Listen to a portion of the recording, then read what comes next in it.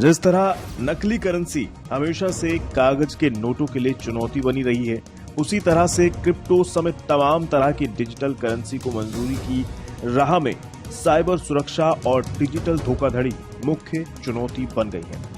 Monetary policy की समीक्षा के बाद आरबीआई के गवर्नर शक्तिकांत दास ने इस वजह से डिजिटल करेंसी से जुड़े खतरों को दूर करने पर पहले ध्यान देने की बात कही है। मामले में साइबर सुरक्षा और डिजिटल धोखाधड़ी मुख्य चुनौती है।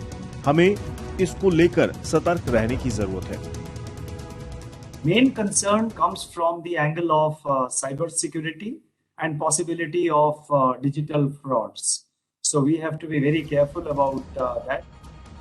दरअसल आरबीआई भी सेंट्रल बैंक डिजिटल करेंसी यानी सीबीडीसी लाने की योजना बना रही है। इसके कई फायदे हैं, तो साइबर सिक्योरिटी इसके रास्ते में ब्रेकर है। जानकार भी लगातार सुझाव दे रहे हैं कि सरकार को पहले डेटा सुरक्षा कानून लाना चाहिए, इसी के बाद इस तरह का कदम उठाना चाहिए।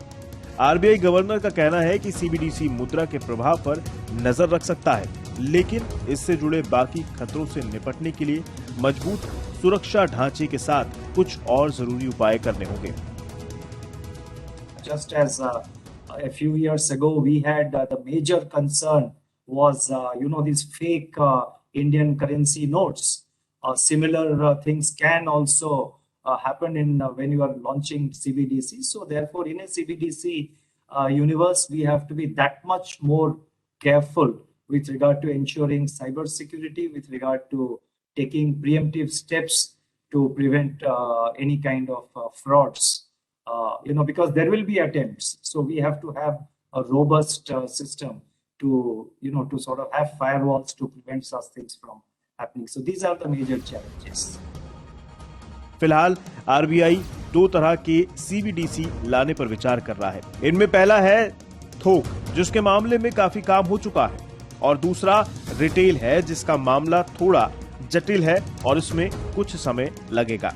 आरबीआई ने इस साल की शुरुआत में ऐलान किया था कि उसने दुनिया के दूसरे सेंट्रल बैंकों की तर्ज पर सरकारी मुद्रा के रूप में सीबीडीसी पर काम शुरू किया है। अनुमान है कि आरबीआई इस मामले में अगले साल की शुरुआत में पायलट कार्यक्रम शुरू कर सकता है।